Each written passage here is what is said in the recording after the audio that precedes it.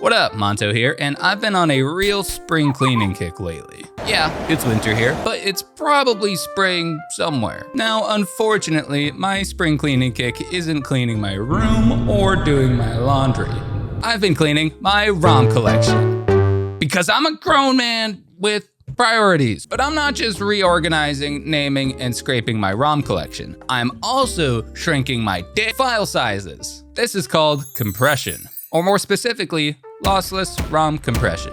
I first found out about lossless ROM compression when I was transferring saves onto an SD card sent over from Lit NXT. But then I noticed that almost all of the ROMs were either zips or 7-zip files. Immediately, it clicked. They're compressing lossless ROMs to put as many games onto the SD card as possible. And that's a pro gamer strat right there. I ran a poll a few weeks ago asking you all how you keep your ROMs. Turns out almost 70% of you have self-organized ROM libraries, which, let's be honest, they probably look a lot like this. But that's besides the point. Today, we've got one mission: shrink our games so we can shove more of them onto our handhelds. So if that sounds good with you, let's dive in.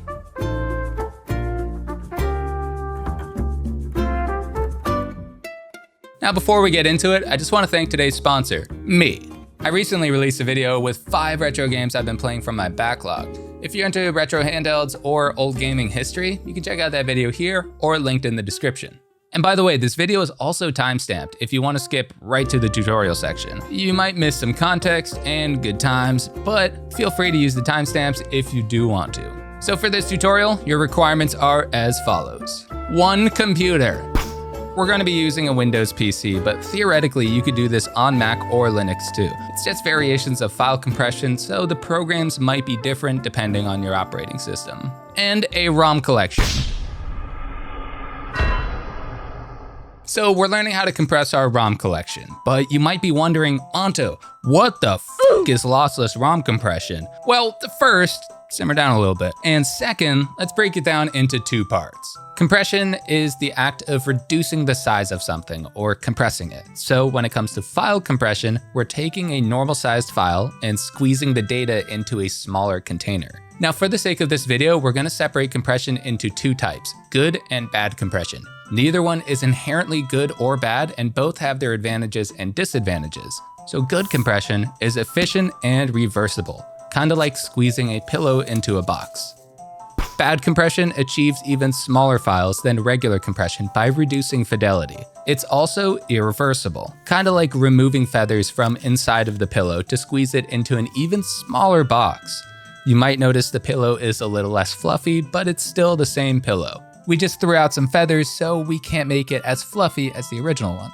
This is lossless versus lossy ROM compression. Lossless compression keeps the original full resolution game assets and no quality is reduced. Lossy compression reduces the size of game assets. It's usually not a super noticeable difference, but it is irreversibly compressing the game size, so you can't undo it. Think of a crunchy JPEG image versus the original high resolution version, or a GIF from a TV show versus the original clip it was made from. These are extreme examples of lossy versus lossless, and the same aspects carry over to video game ROMs. Now that we know a little bit about ROM compression, let's talk about our preferred file formats for our games. With so many systems out there, I'm just gonna put a list of our preferred file formats on screen right here. And you can pause the video if you wanna see what it looks like. Now, a lot of these will change over time, and this is a subjective list, but it'll give you an idea of what kind of formats to look for. Now, the file formats that we're gonna be covering today include CHD or disk-based systems,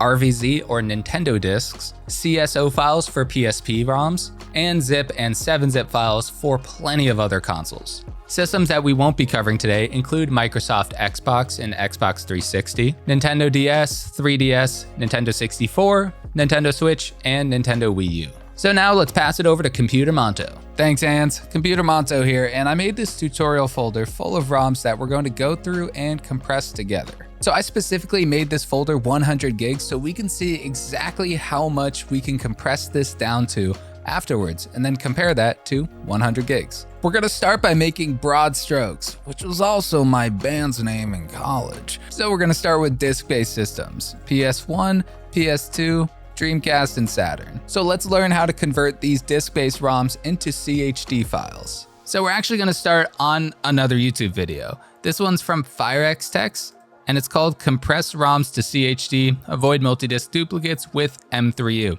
Step 1 on this page is drop it a like. Step 2 is download the zip file from this Google Drive link in his description. If the video and/or that link is down, I'll supply a new link in the description below.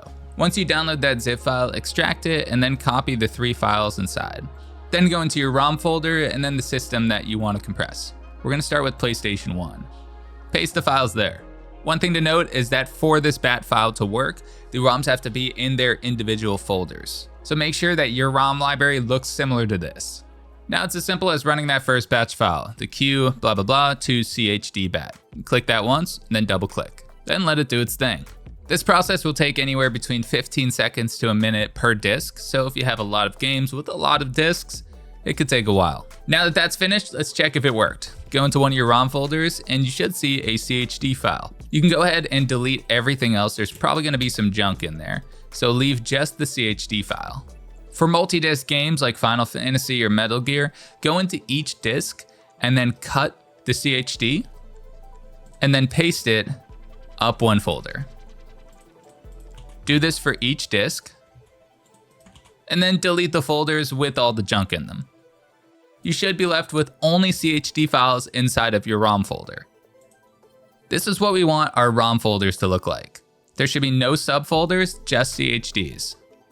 Now go down to the description of this video and download the M3U Creator MT mod. This is a slight tweak of the existing M3U Creator. The Montotech mod just adds one small line that'll clean up our ROM library just a little bit more. Now this M3U Creator is designed for multi-disc ROMs. It creates a single launcher for these multi-disc games such as Final Fantasy, Metal Gear Solid, etc. Tons of PlayStation 1 games and other consoles had multi-disc games. So this will just create a single launcher, which will really clean up your ROM library. You won't see disc 1, disc 2, disc 3 anymore. It'll just be the name of the game. We're gonna start by making a new folder and call it _multi-disc.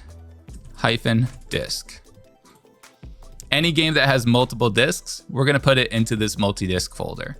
Castlevania Symphony of the Night is only one disc, so that's not going in the multi-disc folder. All the other games here are multiple discs, so we're gonna drag them into the multi-disc folder. Grab the rest of these files and throw them in that multi-disc folder as well.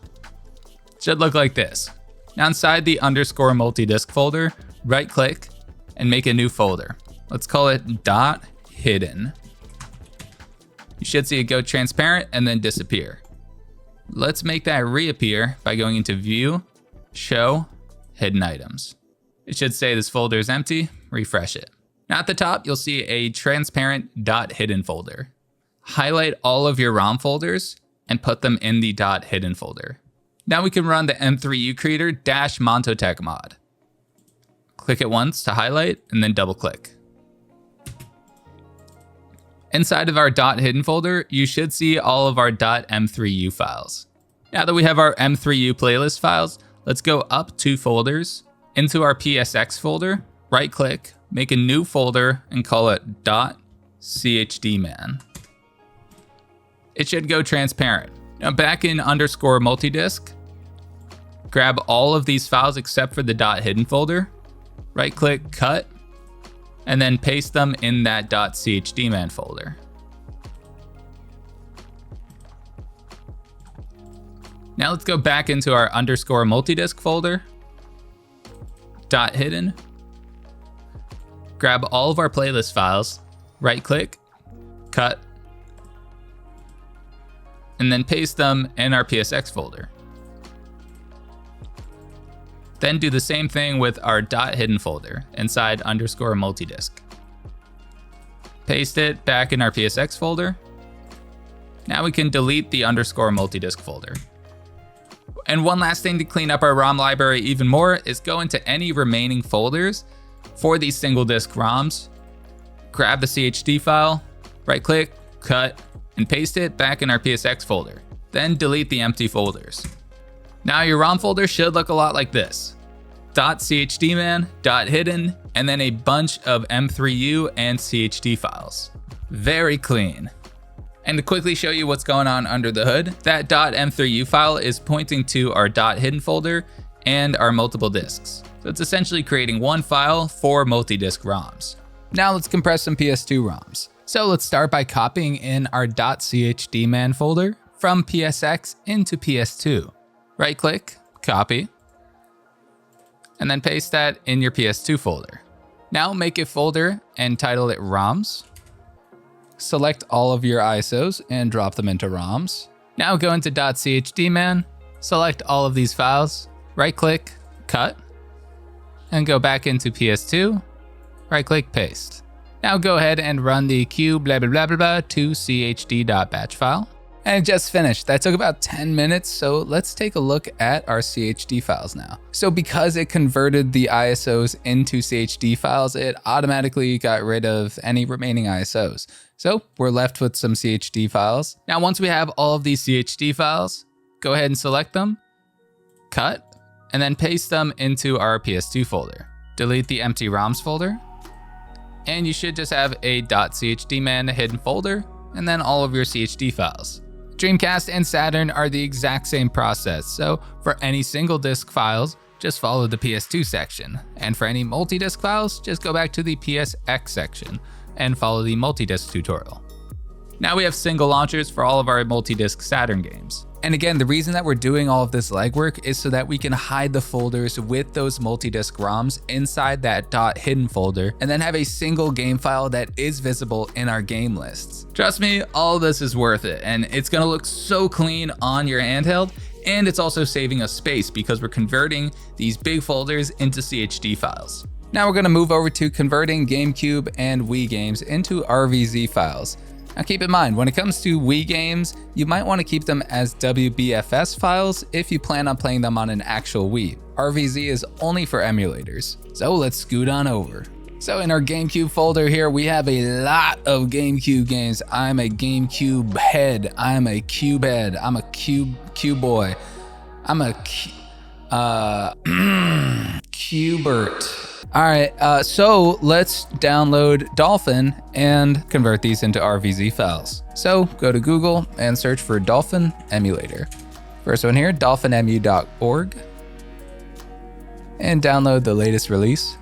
So once you have that zip file downloaded, let's go ahead and unzip that to its own folder. Now let's go inside of our new folder and then launch dolphin.exe. So once you're inside of here, just double click to set our game directory. Now we're gonna point this to our GameCube folder. And if you were to do Wii ROMs as well, you'd point this to the Wii folder. So now we have all of our GameCube games. So let's click on one and then click Control A to select all of them. Right click, convert selected files. Leave all of these as default and then click convert. This will turn them into RVZ files, which will work with any Dolphin emulator. All right, we successfully converted 27 images, rock and roll. So you can see we got duplicates of everything. So now let's close out of Dolphin, go into our GameCube ROMs folder, and then we're gonna sort by type. We can see two types here, disk image files and RVZs. Now, what I would say is get rid of all of these disk image files, but it looks like Animal Crossing actually only is 19 megabytes, and that's not right. I've seen this before, and I think that for some reason, Animal Crossing just doesn't compress right into RVZ. So outside of that, I haven't really seen any other issues. So what we're gonna do is delete every one of our disk image files except for Animal Crossing, and then delete the Animal Crossing RVZ file, because it's clear that that didn't work. Everything else looks like it was successful and compressed properly. So very exciting. Now let's move over to PSP. Here we are inside of our PSP folder, and I have some very properly named PSP ISOs here. So let's go ahead and convert these into CSOs using Max CSO and a GUI for it. So start by following the GitHub link in the description below. It'll take you to Max CSO GUI. This is a graphic user interface for Max CSO, which is a great compression for ISO files. So you'll see this releases on the side here. Click the latest one and download that. So once we have the GUI downloaded, we have to download the original Max CSO files. So follow that link and then again, download the latest release. We're gonna download the non-32-bit one, this regular one right below it. Once you have both of those files downloaded, extract them and put them in the same folder. So they look like this, 2 exe files. So let's go ahead and launch the GUI. You're probably gonna see this scary Windows pop up that says it's protecting your PC. This isn't malware. So as Russ from Retro Gamecore would say, yeah, man, I wanna do it. Now we have this very simple user interface here, and we're just gonna follow the instructions below. Now, one thing that we have to do before we drag any ROMs in is set our threads amount. Most computers can get away with 4 threads. There's some, you might have a powerhouse computer that can do, 16 threads ripping, but for the sake of this tutorial, we're gonna do 4. Higher threads will convert faster, but they could be less stable on lower end systems. Now just select all of your PSP files and drag them into that box and then click convert. Now, fair warning, this does take a while. Converting ISO to CSO files usually takes a few minutes per game. So if you have a lot of games, I'd recommend starting this and then walking away for a few hours. Now we're converting 12 games, so this will probably take 20 to 30 minutes. But with the magic of editing, welcome back. It's 37 minutes later and our conversion is complete. Now we have all of these disk files and CSO files. We can go ahead and get rid of all of our ISO files because we now have CSO files instead. And that's it for PSP games. All we have left is everything else. For most other systems, we're just gonna put them in zip files. So I'd recommend getting WinRAR or 7-zip for this next step. Let's go into our GBA folder here, and we have a handful of Game Boy Advance games. Now to keep it a buck with you guys, this isn't my whole Game Boy Advance ROM collection. Mine's a few hundred times this. So for this tutorial, we have a handful of Game Boy Advance ROMs. So select all of your GBA ROMs if you have a huge folder, then click Control A to select all. Right click, add to archive, and it'll bring up this WinRAR pop-up here. Now select zip for the archive format, then go to the Files tab, and select Put each file to separate archive. And click OK. And that's it. Look at that. Let's sort by type. And now we have a bunch of zips, and inside of each one is a GBA ROM. Now look at the size here. We have 8.192 kilobytes, but the size of the zip file is 4.8 kilobytes. That's almost a 50% reduction. Now, it might not seem like much when it's a couple megabytes, but multiply that to up to a couple gigabytes. That could be the difference between storing half your game library versus storing your whole game library. So if you want to be conservative about space on your computer, you can go ahead and delete these GBA ROMs, because now we have a bunch of zips with them inside instead. Repeat this for any other consoles that I listed previously, and I'm going to pull them up on screen here. Now we are officially done compressing all of our ROMs. You probably have some other ones that we maybe didn't go over, but the ones that we did hopefully should make an impact in the size of your ROM library. So let's go ahead and check what the final size of our ROM collection is. As you know, we started with a 100 gigabyte ROM collection. Now for the grand reveal, the final result of our compression.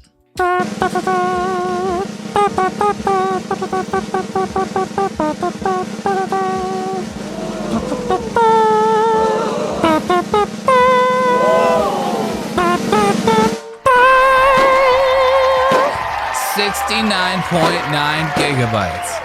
Nice. So we shrunk our 100 gigabytes into a nice 69.9 gigs. That's about 30% decrease, and they will run the exact same. So cool, 30% off is not too shabby. And that's how you can shrink your ROM collection by 30% just by using lossless ROM compression. I hope you learned something cool or just had fun hanging out. If you enjoyed the video, give that like button a hearty smack and subscribe so you don't miss any future videos. Thank you all for watching, and I'll see you in the next one. Later! If you like this video, you might be interested in learning how to upscale and use HD texture packs with Gamecube games on Android. It completely transforms the experience, and games almost feel like remasters. Definitely a must-watch for any Cubert. You can watch that video here.